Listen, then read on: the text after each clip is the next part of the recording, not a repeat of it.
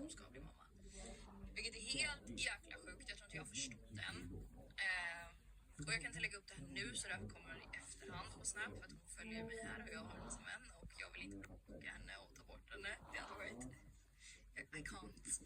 Så nu är det dags att göra i ordning för Linds baby shower. Alltså, va?